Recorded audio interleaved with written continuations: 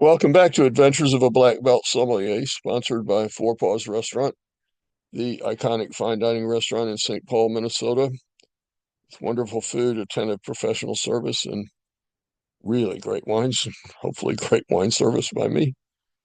Um, I've often say in this podcast, sometimes it's good to be the sommelier. Um, I opened a bottle of 2005 Chateau Cos this week for a guest, and he shared a sizable portion of it with me. You know, Bordeaux is kind of the royalty of the wine world. Still, I think still is the royalty of the wine world. There's, of course, the famous 1855 classification of the first gross through the fifth gross that has had very few changes to it in the time since. Only one wine elevated to first growth status. Um, and it remains actually relatively relevant. Relatively relevant. That's a good phrase.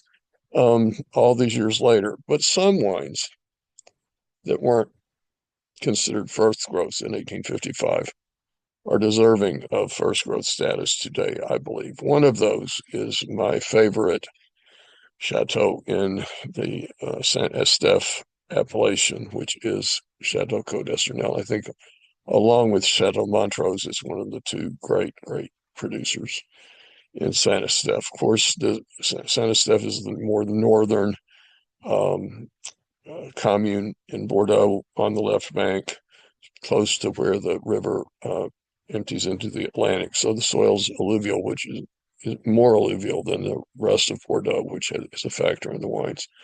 Côte d'Estournel famously is adjacent to Lafite Rothschild, even though Lafite is in Pauillac and Côte d'Estournel is in Saint Estèphe, but they do share a common kind of border between the two vineyards. And that's not a bad thing. But in a great vintage like 2005, it's just wine, especially with some age, in this case, 20 years in a good wine cellar. Côte d'Estournel turns into something monumental. This wine is extraordinary. It is truly extraordinary. I would say the bottle I opened this week was, if it's not a perfect wine, it's pretty darn close. It's monumental, really full-bodied, really layered, really complex. There's all kinds of graphite and iron, dark fruit. Um, there's oak. Obviously, there's new oak, but the oak at 20 years is integrated in the wine. Um, there's floral characters like rose petals, lavender, licorice, mocha. I've already said mocha. Um, boysenberry, black currants, cigar box, lead pencil, graphite, intense kind of bloody minerality with just a long, glorious finish. It just goes on forever and caresses your mouth, caresses your tongue, and just makes you want to go back for another sip. You know, the truth is, wine doesn't really get any better than this bottle of the 2005 Chateau Cos d'Estournel that I opened this week. It's predominantly, I think, 87% Cabernet Sauvignon, 10% Merlot, and a tiny bit of Cabernet Franc.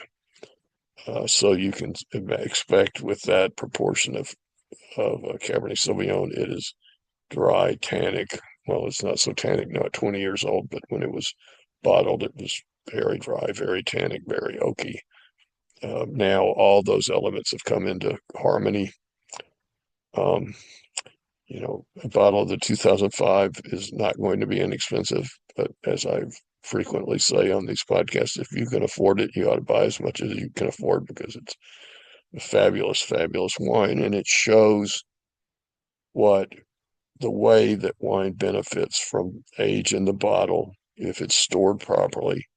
55 degrees, 70% humidity, if it's stored properly, how a wine like this can benefit from bottle age and become something truly, truly magical. This is really memorable wine. Um, it's not quite the equal of the 82 Petrus that I tasted not long ago, but it's pretty darn close. And it costs a lot less than 82 Petrus. You can probably find some on Wine Searcher. I think it was $175 a bottle when it was released, so it's going to be significantly more than that now.